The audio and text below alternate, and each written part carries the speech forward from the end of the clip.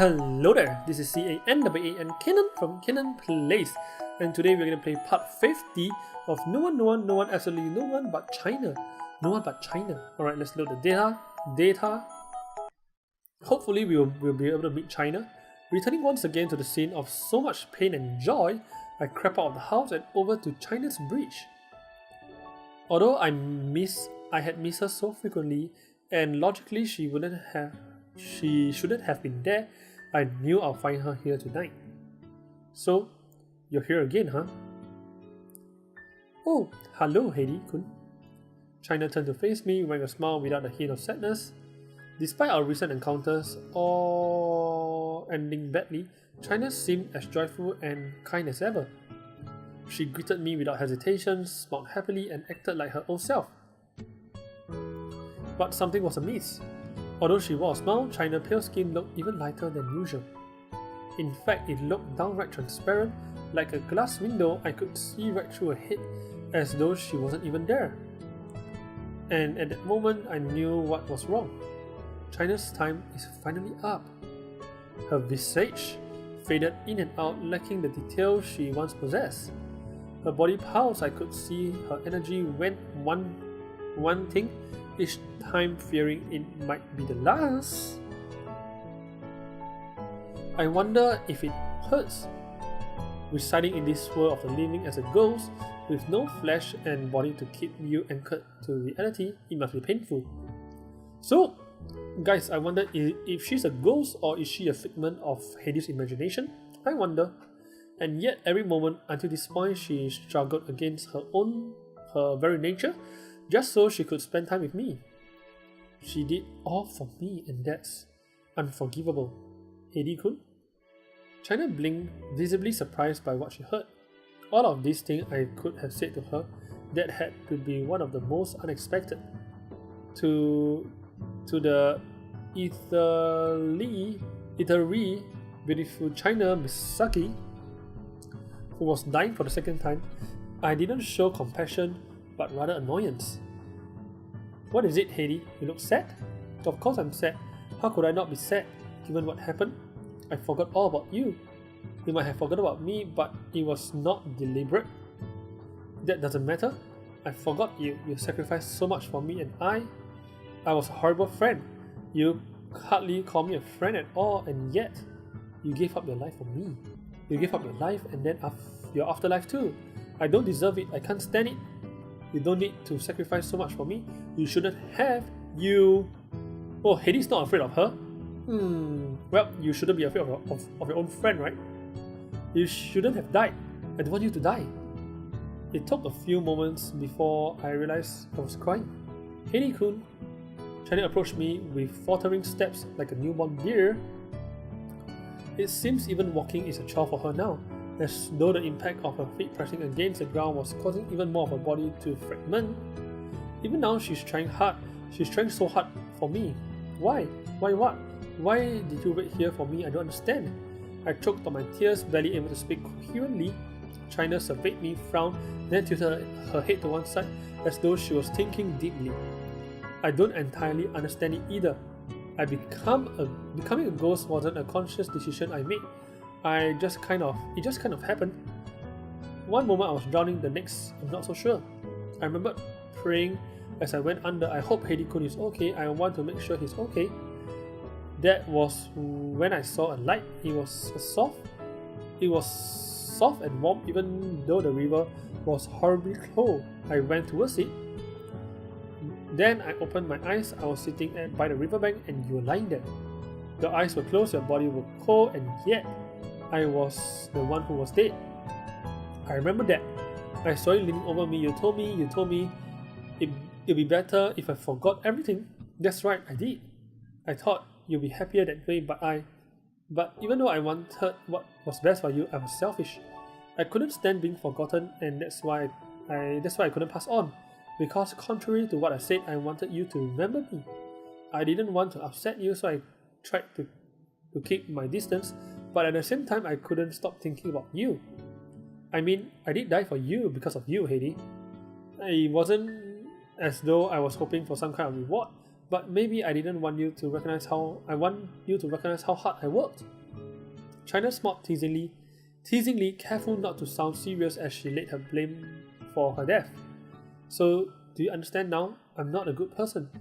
I wasn't waiting for your sake, it was for mine. It was because deep inside I really want to be acknowledged. I want my death to mean something. I want to see you one last time. Though we only know each other for a short while, I really did like you, Hedy. China's form continued to grow fainter and fainter, and she continued and she shrinked as well. I could still see her smile, but even that was fading. But now I finally gotten to see you again. I must say goodbye. Goodbye? That's right. You finally remembered me. So now I've no other reason to remain behind. Faint though it may be, China's smile looked both soft and peaceful. Thank you, Hedy. I'm really glad I was able to see you again. I was so overjoyed when I first saw you, and yet I was also scared. I was scared that my existence would just unsettle you. That's why I tried to keep my distance. And yet, even after I ran away, you tried to find me. And I'm glad you did, because now I can finally rest in peace. China sounds so calm, but I can't accept this. It just doesn't seem fair. Why should she look at me so tenderly, recite to death, when this is all because of my foolish actions? Why doesn't she resent me? If I were China, I know I would, but I don't want you to go. Hedy-kun, you might be at peace, but I don't know what to do anymore. How could I keep going knowing that a good person, a kind, gentle, caring girl died on my behalf? You're going to disappear and I'm going to stay behind. That isn't fair. You're right, this isn't fair. But life really is. True, life really is. But I've enough time to realize that. China, don't worry. Don't cry for me, Argentina. Oh, sorry, don't cry for me either. China took another trembling step towards me, almost stumbling as she did. She slowly brought one hand to my face, trying to wipe away my tears, but her hand passed straight through me. China, I saved you because I wanted to. I did it because I liked you. So don't worry, I don't resent you. China looked so small, so fragile, standing there on the bridge. The moonlight was so bright that it seemed to consume her, wiping the very last trace of China Misaki clean from the earth. Even so, she remained firm, not budging an inch. China had always been so strong-willed girl, despite her quiet nature. I know that better than anyone. China doesn't give up. She isn't a quitter. That's why she's able to hang on even when death was choked from her body and her heart stopped beating. She's strong, far stronger than I am. Even now, she's about to die, yet I'm the one crying, not her. Haha, I must look so stupid. I don't think you look stupid. In fact, I'm flattered that you care for me so deeply, Hedy. I make a pretty bad lead in a romance drama, wouldn't I? Weeping like this. Maybe not, woman like sensitive man, or at least I do. China. I felt my cheeks burn in response to her words. I looked away, trying to hide my embarrassment. You know, I think I might have something of a crush on you when I was little, Hedy. You were my first love. I remained silent, unsure of what to say. Well, first love. In other situations, I would be ecstatic to hear those words. But right here, right now, they sound like the confession of someone who has accepted their fate. If this reality is our final goodbye, then I should be honest with her too. I don't want to end this strange, fantastical night with any regrets. I think I had a crush on you too, China. Maybe I still do, just a little bit. You do? That's right, I think you're beautiful, but more than that, you're strong, brave, and you never give up. I admire you, China. I've done so from the moment I met you. When I was a kid, I looked up to you and remembered that feeling years later, despite my failure to remember you. I really do love you, China, and I always will. Hedy, China's voice wavered not because of her fading existence, but because of the overpowering emotions flowing through her. I love you too. I felt that way since the moment we first met. I tried to take China in my arms, but of course, that proved impossible.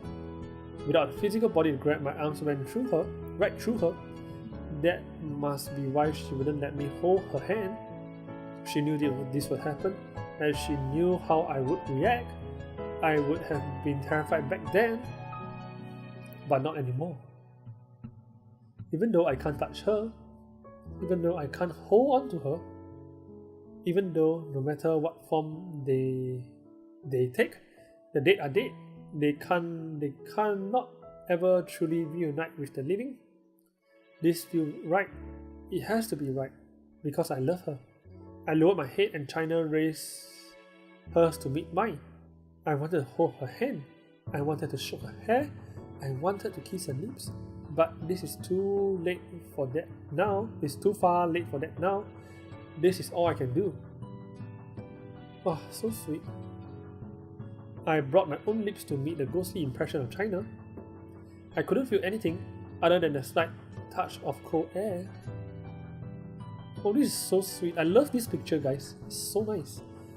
The motion was so chaste that I could not even be called a kiss. Even 4th grader would be more daring. But this is so romantic. But to me, it was precious nonetheless. This is my precious final moment with China, Miss Saki, the fierce young girl who stole my heart and consequently lost the use of her own. I closed my eyes and vividly imagining that I really was holding China in my arms, feeling her lips against mine. China. When I finally opened my eyes, I was all alone. Well, guys, I think this is the end not only to China's series, but also to the series of No One But You. Well, I think, you know what? Choosing China as the ending was one of the best decisions. Actually, we didn't really choose, right? Because we wanted to get China's ending, but we got Reels. Anyway, I think I love China's ending so much. It's so much feeling and so on, right? Anyway, thanks for watching with me until this point, and yeah, please stay tuned to my future episodes. I will be doing a lot of such videos, and yeah, I hope to see you guys watching with me all these episodes. Please do comment and yeah, interact with me and so on, and interact with everyone else in this channel too. Although it may be small, but you know what? We will keep growing and growing and growing in size no matter what, alright? Thank you for spending the time with me. I'll see you guys in another series or another show altogether. Alright, thank you so much, and I'll see you guys next time. Goodbye! Whoa. Did you get scared? Well, subscribe to my channel and I promise you'll never get scared again. Or watch more videos and you will be able to find your peace in life.